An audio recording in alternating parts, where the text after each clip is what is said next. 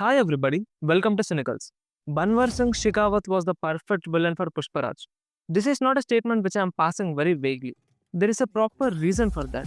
In this video, I will tell you why I felt that and also tell about two other great scenes in Pushpa which are very unique. Scene number 1.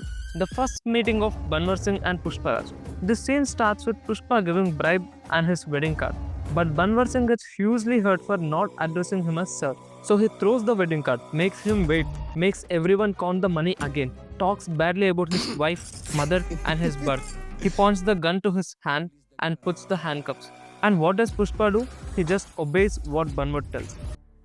Until this point of time, Pushpa overcomes many opponents, but there is no one who could stop him. Even though he gets beaten up, still he doesn't give up. But here, even after becoming the head of the syndicate, he sits like a flower. And this is why I feel Banwar Singh is the perfect villain for Pushpa, because he was the only one who could stop him. But Banwar emotionally hurts Pushpa by talking about his birth. He physically threatens him by pointing the gun and putting the handcuffs. But not just that, he counters Pushpa's ideology also. If you are wondering how did that happen, here you go. In this scene, Banwar talks about the brand. He says both are wearing white shirts, but there is a difference, and that is the stamp of the brand. Now, many of you might think that he is just talking about his illegitimate birth. But not just that, there is another layer of meaning in this. If you remember in the first half of the movie, DSP Govindappa tells to Pushpa that what he is doing is wrong. But Pushpa supports his actions by saying, there is nothing right or wrong. This world gave you a gun and it gave me an axe. There is no difference. We are fighting in our own way. But clearly, there is a difference. A policeman's gun has an authority, but a smuggler's axe does not have that. One man picked it up just by himself, whereas another man got it from the government. But DSP Govindappa could not counter Pushpa's logic, but Banwar does it, and that's why I say he is the perfect villain for Pushpa. Scene number 2. Srivalli's love proposal. The moment Jali Reddy character was introduced, it was very clear that he will misbehave with Srivalli. Then hero will save her and she falls in love. This is the same template which we have seen in hundreds of movies. And after a while, the moment which I am thinking finally came. Jali Reddy will tell Srivalli to sleep with him. Now, Srivalli gets ready. But instead of going to Jali, she goes to Pushpa's house. And she tells what she had to do that night. But surprisingly, instead of being heroic, Pushpa will be practical and says, I can't help you. But what she says after that blew my mind. Because she tells whether it is my first kiss or my first night, I always imagined it with whom I considered my husband. So please sleep with me once. Later I will go to him. And it doesn't matter what happens to me after that, I will never show my face again to you.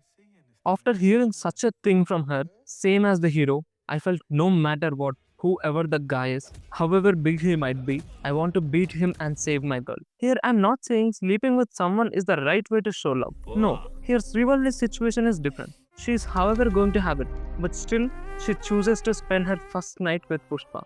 Here, Sukumar clearly shows the difference between Jali Reddy and Srivalli, whereas one character does it just because of lust, and another character does it out of love. And that's why I feel this is one of the greatest love proposals I have ever seen in a movie. Now, this scene follows the common movie template like hero saving girl and getting together. But Sukumar doesn't stop there. He created something new within the routine template. And that's why it became very special and unique.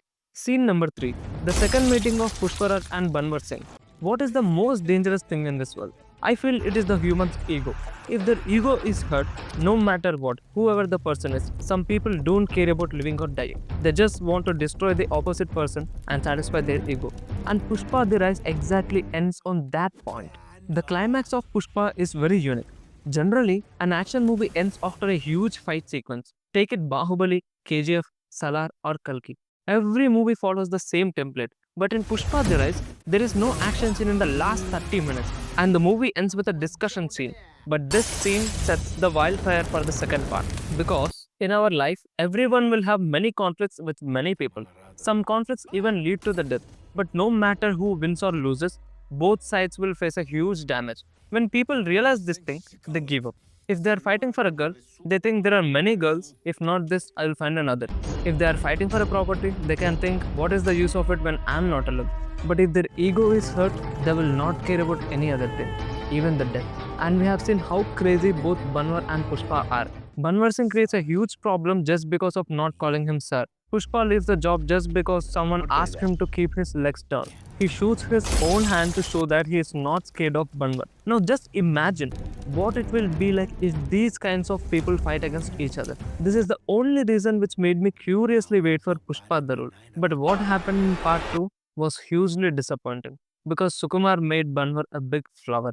In part 2, he will not at all feel like an equal opponent to Pushpa. But irrespective of how this character dynamics changed in part 2, Banwar Singh Shekhawat in part 1 is the perfect opponent for Pushpa Raj. So this is about the 3 great scenes from Pushpa. If you like this video, then please press that like button and subscribe to Cynicals.